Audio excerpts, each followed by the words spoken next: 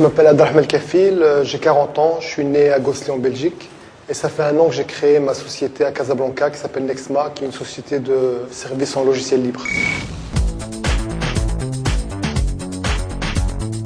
Ultime réunion pour Abdrahman Kafil et son associé. Ils sont en effet à quelques jours d'un événement important. Il s'agit de l'organisation du premier salon du logiciel libre.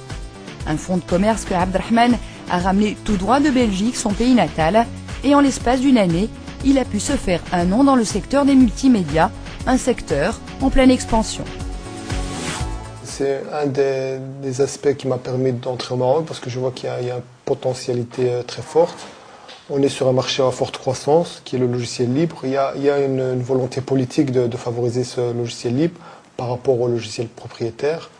Donc avec un business model plus particulier où il n'y a pas vraiment cette focalisation sur les licences et le produit, mais surtout sur les valeurs humaines, la valeur ajoutée, c'est-à-dire le potentiel humain.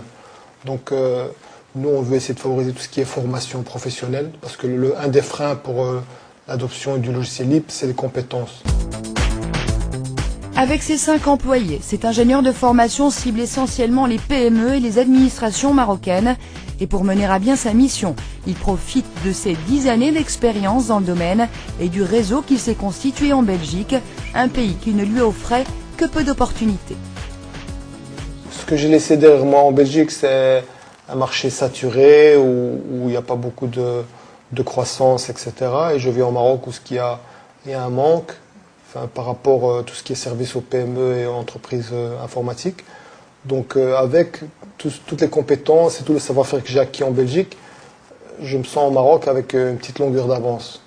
Tout ce qui est par exemple généralisation de l'informatique, de la connexion ADSL, ça fait quelques années que le déclenchement s'est fait au Maroc, alors qu'en Belgique ça fait plusieurs années que l'ADSL est généralisé à haut débit dans toutes les entreprises. Abdrahman débarque donc avec pour seul bagage son savoir-faire, mais un rêve en revanche, réussir dans le pays que son père a quitté pour des raisons de précarité. Je pense que j'ai réalisé mon rêve à moi, c'est-à-dire en premier lieu, et mes parents, par transitivité aussi, quoi. C'est-à-dire, comme tous parents veulent que leur enfant réussisse, et d'autant plus quand ils réussissent dans leur propre pays, c'est encore plus valorisant, parce que même en Belgique ou ailleurs, même une réussite professionnelle, quelle qu'elle soit, n'aura pas la même saveur qu'ici au Maroc. Parce qu'on travaille pour son pays et on voit la différence. Avec sa femme et ses 4 enfants, il s'est créé de nouveaux repères, un nouvel entourage.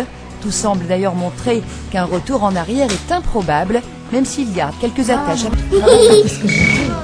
J'estime que je ne suis pas déçu, que seulement après 1 an, je commence à récolter les fruits de tout ce que j'ai entrepris, malgré que c'était un petit peu difficile au départ.